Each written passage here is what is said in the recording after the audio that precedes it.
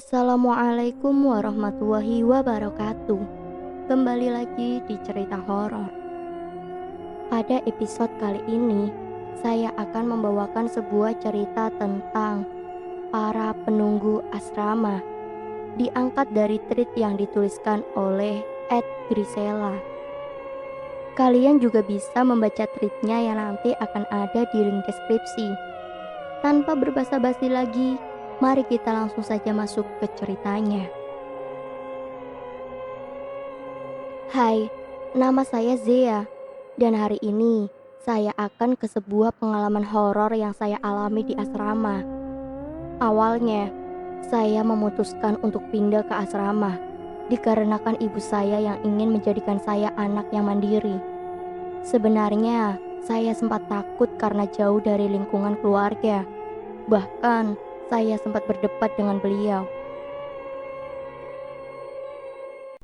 Tapi untungnya, hari pertama berjalan dengan sangat baik. Disambut oleh para guru dan sukses mendapat banyak teman. Walaupun begitu, malamnya ada seorang murid yang berbisik padaku, "Jangan macam-macam, karena jumlah kami sangatlah banyak di sini." Anak itu lalu masuk ke kamar yang berada di sebelah kamar asramaku. Terlihat normal, sampai aku tersadar bahwa kamar itu terkunci dan tidak dihuni oleh siapapun.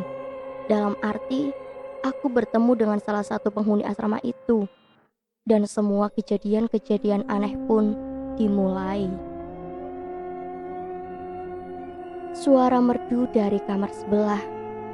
Sebelum menceritakan, saya ingin memberitahu sedikit gambaran tentang denah kamar asrama. Jadi setiap kamar diisi oleh 4 orang. 2 tidur di kasur tingkat sebelah kanan dan di sebelah kiri. Dan lemari berada di pojok kanan, dekat pintu. Kala itu, kami sedang begadang untuk mendiskusikan tugas matematika yang tidak kami pahami. Lalu, tiba-tiba saja kami mendengar suara nyanyian perempuan dengan suara yang amat merdu.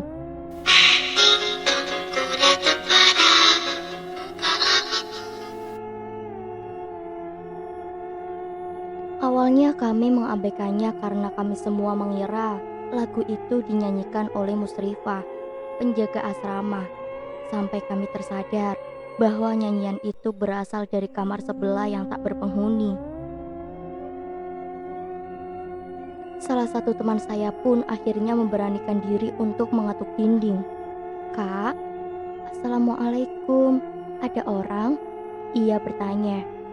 Hanya untuk memastikan jika suara tersebut memang bukan berasal dari Musrifah. Dan benar, ia tak mendapatkan jawaban karena nyanyian itu langsung terhenti setelah ia mengetuk dinding tersebut. Sebenarnya saat semua sudah tertidur, saya sempat mendengar suara tangisan perempuan yang berasal dari kamar kosong tersebut. Namun saya tak pernah membicarakan hal itu karena tidak ingin membuat rumor aneh. Toh, saya juga anak baru. Namun suara gadis tersebut kerap terdengar sampai saya lulus. Terkadang ia menangis, bernyanyi, namun tak jarang ia kerap mengaji dengan suara yang amat merdu. Sampai kadang aku sendiri insecure, masa suara saya kalah bagus dengan hantu? Ada rumor yang mengatakan bahwa gadis tersebut adalah korban penindasan yang bunuh diri di sana.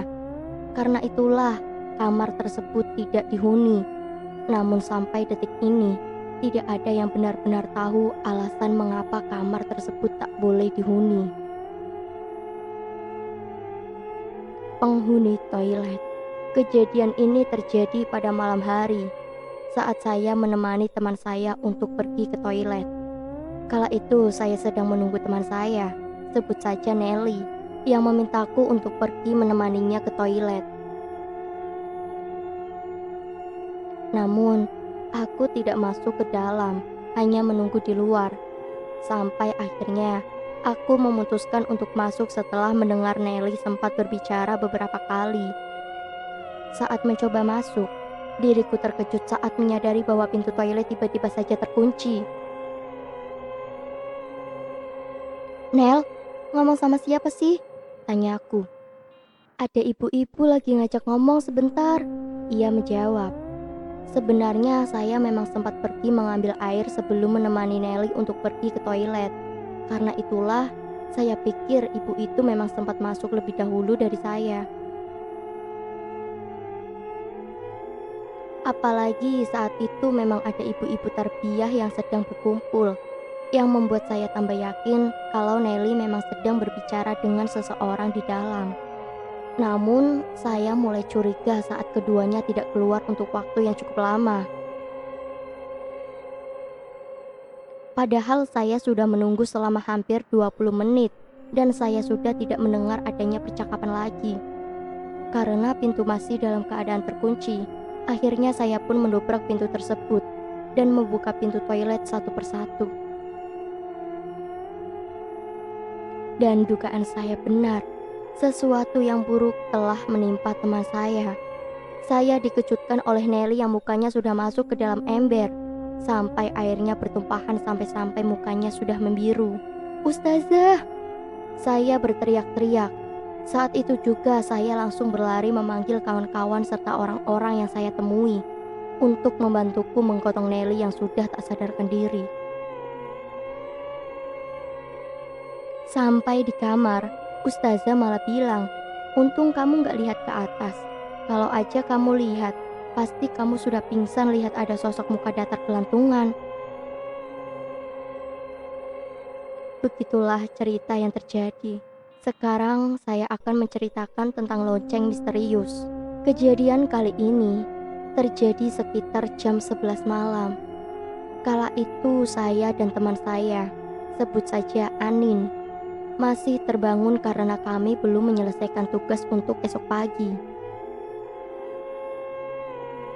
Di sela-sela mengerjakan tugas, tiba-tiba saja kami mendengar suara langkah kaki seseorang beriringan dengan lonceng yang dibunyikan. Ting, ting, ting. Lonceng itu berbunyi, lalu berhenti tepat di kamar sebelah yang tak berpenghuni. Kami yang mendengar suara lonceng tersebut tentu saja kebingungan, namun kami tidak terlalu menghiraukan hal tersebut karena kami harus cepat menyelesaikan tugas itu. Keesokan harinya, saya dan Anin menceritakan hal ini kepada teman kami dan yang lainnya. Ternyata semuanya mengaku mendengar hal yang sama. Walaupun begitu, padahal tak ada satupun orang yang mempunyai lonceng di dalam sekolah ini. Sebenarnya, suara lonceng ini sudah sering terdengar beberapa kali. Bahkan suara lonceng tersebut pernah terdengar dari dalam lemari asramaku. Padahal lemari asrama kami hanya berisi baju dan peralatan sekolah. Kasus hilangnya anak baru. Karena saya tidak bisa menceritakan semuanya, ini akan menjadi cerita akhir sebagai penutup, yaitu kasus hilangnya seorang anak murid baru. Pagi itu, para anak kelas 7 sangat-sangat ribut dikarenakan hilangnya seseorang dari angkatan mereka. Guru-guru yang mendengar hal itu pun tentu panik. Bagaimana mungkin tidak ada satupun orang yang menyadari bahwa ada anak baru yang hilang tanpa sebab. Tidak ada satupun yang tahu kemana anak itu pergi. 2 hari kemudian, dirinya ditemukan dalam keadaan sudah tidak bernyawa di dalam sumur yang sedikit jauh dari asrama oleh seorang warga desa. Sampai sekarang, saya benar-benar tidak tahu apa yang terjadi dan apa yang membuatnya terjatuh ke sumur tersebut. Yang pasti, sekarang sumur itu sudah ditutup dan tidak boleh digunakan. Sebenarnya masih banyak hal yang terjadi selama saya menetap di asrama, mulai dari yang menyenangkan sampai menyeramkan. Banyak memori yang tersimpan di sana, dan itu saja kisah dari saya. Terima kasih yang sudah mendengarkan. Sekian cerita horor hari ini. Nantikan untuk kisah-kisah selanjutnya. Tetap stay tune di cerita horor.